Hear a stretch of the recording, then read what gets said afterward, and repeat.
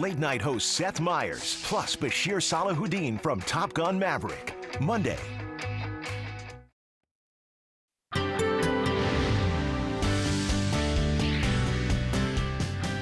Good morning to you. Welcome to Ktla Morning News. It is 10 a.m. on a beautiful Sunday morning. We're going to start right here in our own backyard in Santa Monica. Nice.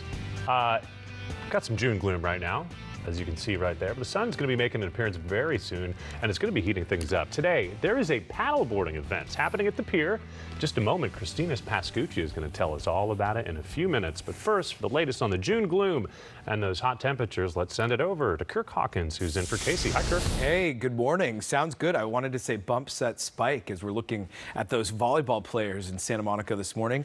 Some more June gloom, that marine layer sticking around some coastal areas this morning. Here's a look at current temperatures. We are staying relatively cool along the coast, but as we go further inland, you can see 85 in Van Nuys, 83 Ontario, 91 now in Palmdale. Checking in the almanac, we saw a high yesterday of 84, 79 is the normal, so we're going to be above normal at least for the start of the week, but changes are coming in your 7-day forecast. That heat advisory now in effect. Look for temperatures to reach close to 100, even 105 in many locations through Monday night, and then we'll see a cool down. So here's the latest, a look at some weather headlines at this hour. We've got a hot and dry Sunday ahead, a warming trend expected to peak today, and it's going to peak in a very big way. As we just showed you in Santa Monica and behind me in Long Beach, those low clouds and fog are along the coast. So I'll have details on that cooling trend coming up. For now, though, back to you. Top Republicans this morning defending the Supreme Court's decision to overturn Roe v. Wade. Comes as elected Democrats say they plan on fighting trigger laws wherever they can. Ktla 5's Aaron Myers live for us in our newsroom this morning with the very latest. Aaron? Good morning, you two. Many lawmakers continue to speak out after the Supreme Court overruled Roe v. Wade. This while some states have already enacted bans on abortion, and more are expected in the near future. As of Saturday night, according to CNN, at least 10 states have banned abortion, and another handful are expected to enact trigger laws limiting abortion in the coming days. In all, 26 states have laws that could outlaw or have extreme restrictions put in place. Most abortions are now illegal in the state of Missouri, as a 2019 law prohibited them except in cases of a medical emergency. Physicians who perform abortions could face felony charges and up to 15 years in prison. And in South Dakota and Arkansas, abortions are now illegal unless it is necessary to save a mother's life. Arkansas Governor Hutchinson was on Meet the Press this morning, where he was asked about a nationwide ban on abortion.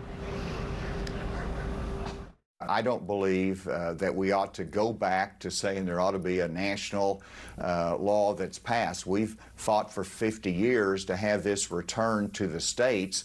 We've won that battle. It's back to the states. Let's let it be resolved there. We're already seeing efforts to protect women's rights in some of the states. A lawsuit has already been filed in Utah after the state moved to ban abortions in most situations. Planned Parenthood is suing leaders there, saying the new law, which allows for abortion in 3 circumstances: a danger to the mother's health, health conditions detected in the fetus, or when the pregnancy is due to rape or incest, violates multiple rights protected under Utah's Constitution. Others are asking President Biden to act. Senators Elizabeth Warren and Senator Tina Smith wrote an op-ed that was published in the New York Times yesterday, saying that President Biden needs to take executive action and declare a public health emergency on the issue. This morning, Senator Warren was on ABC's This Week, where she had harsh words for the Supreme Court. This court has lost legitimacy.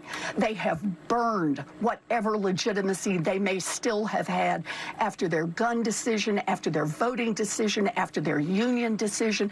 They just took the last of it and set a torch to it with the Roe versus Wade opinion.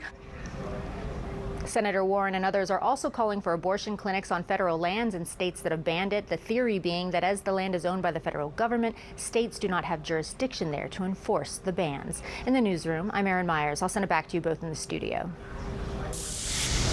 Thanks to Aaron Myers for those live reports all morning long.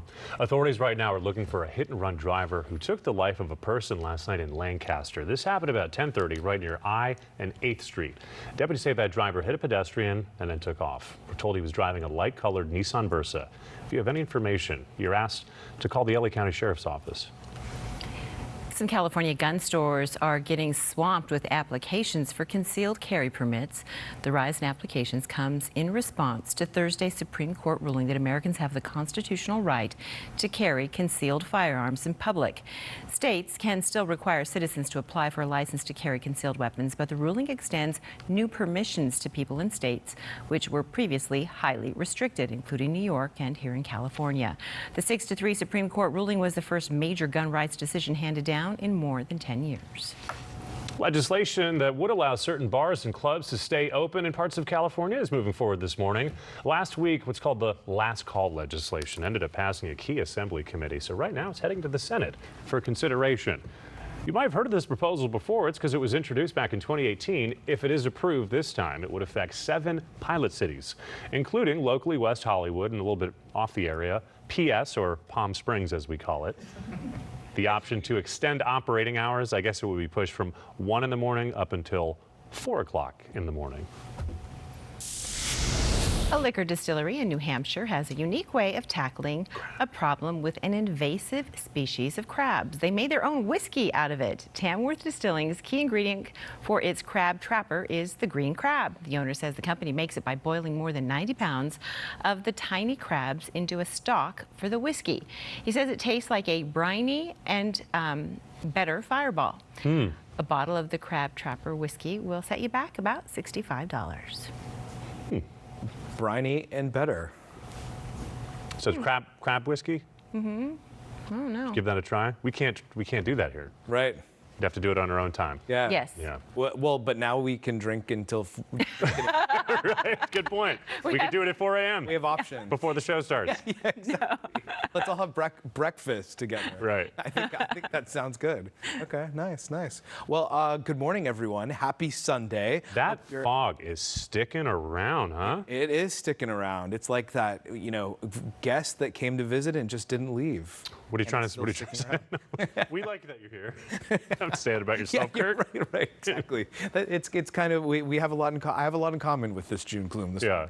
Already though, 77 degrees across the LA area. So once you make your way past the coastal locations, you'll certainly see temperatures warming up. Yesterday, by the way, we saw a high of 84. 79 is the normal high. Now we've got this heat advisory in the areas highlighted here until 8 o'clock Monday night, and we're talking temperatures